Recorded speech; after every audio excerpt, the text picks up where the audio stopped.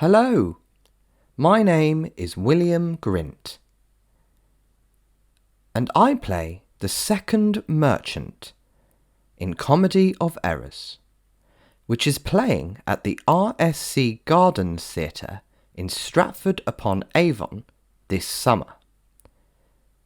Then tours to Nottingham, Canterbury, Bradford, and finishes at the Barbican in London. Hi, I'm Clare Edwards, and I'm the interpreter who'll be integrated into our BSL performances. We wanted to tell you a bit about the play, so you're ready to come and watch. The play begins in a city called Ephesus. The Duke of Ephesus has made a law that bans anyone from Syracuse coming there. Anyone who does will be executed. The Duke is judging a trial of an old man called Aegeon. Aegeon is from Syracuse, so ought to be put to death, but the Duke asks him to tell his story.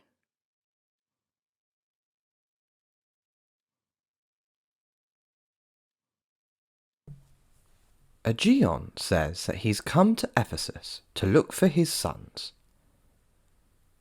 23 years ago, he and his wife, Amelia, were in a shipwreck and got separated. His wife was lost with one of their twin sons, and Aegeon survived in Syracuse with the other son. Both sons were called Antipholus. Both sons had twin servants, one each, called Dromio. When Antipholus of Syracuse was 18, he and Dromio went in search for their brothers, but they never came back. Aegeon has now come to Ephesus to try and find them, and that's where he got arrested. The Duke takes pity on Aegeon and gives him an extra day to find 1,000 marks to pay his fine and go free. What Aegeon doesn't know is that both brothers and both servants are in Ephesus right now, and things are about to get very confusing.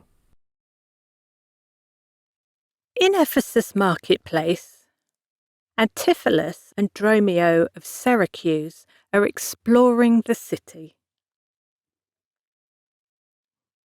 Antipholus sends Dromio back to their hotel with 1,000 marks to keep it safe. While he's gone, Dromio of Ephesus arrives and mistakes Antipholus for his own master. Dromio says Antipholus's wife, Adriana, wants him to come home for dinner, and Antipholus wants to know what Dromio has done with 1,000 marks. Neither of them can understand what the other one's going on about. Antipholus doesn't have a wife, and Dromio doesn't have 1,000 marks. Dromio is sent away, and Antipholus goes in search of his money. Adriana is married to Antipholus of Ephesus. She and her sister, Luciana, are complaining about men and marriage while waiting for Antipholus to come home for dinner.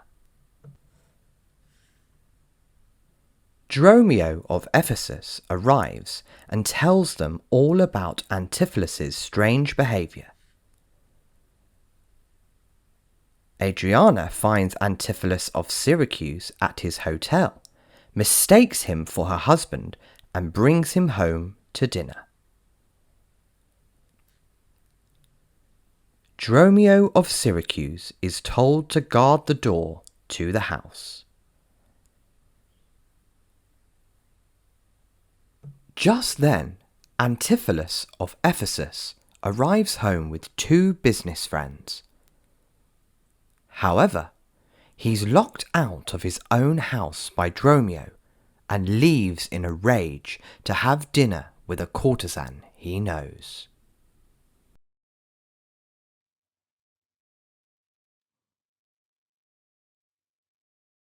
Inside, Antipholus of Syracuse has met Adriana's sister, Luciana. He feels nothing for Adriana, but instantly falls in love with Luciana.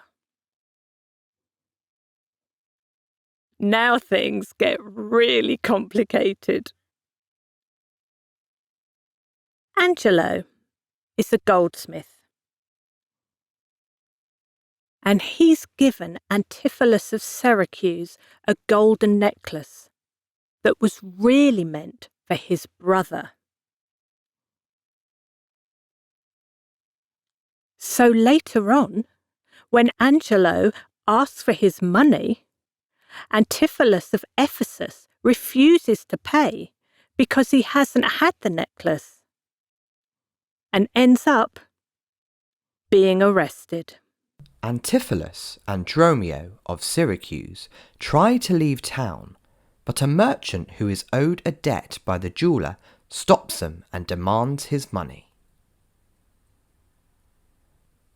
Not only that, but Antipholus of Ephesus took a ring from the courtesan, and now she wants Antipholus of Syracuse to give it back to her. Adriana thinks her real husband has gone mad and gets a doctor to perform an exorcism on him. When that fails, she has him locked up in a cellar.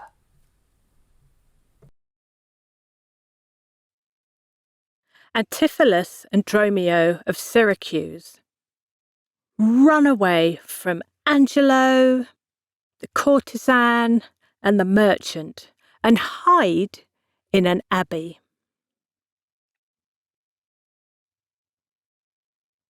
The abbess is very stern and won't let anyone else come in.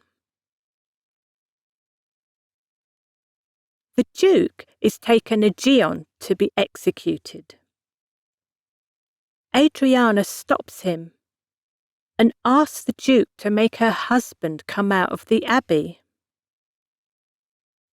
Before he can try, Antipholus of Ephesus, her real husband, arrives.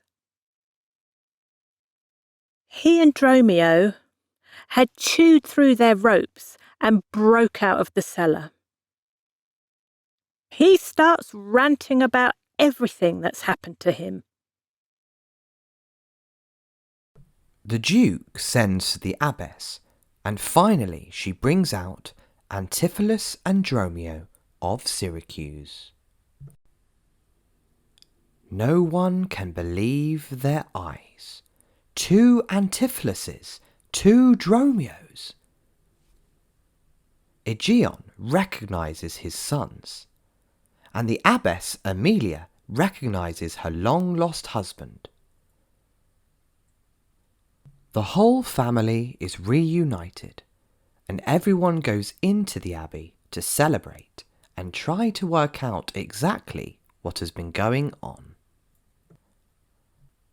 The 2 Dromios follow them in, side by side, and the play comes to an end. I hope you enjoyed our synopsis. Enjoy the show! See you there. Bye! Bye.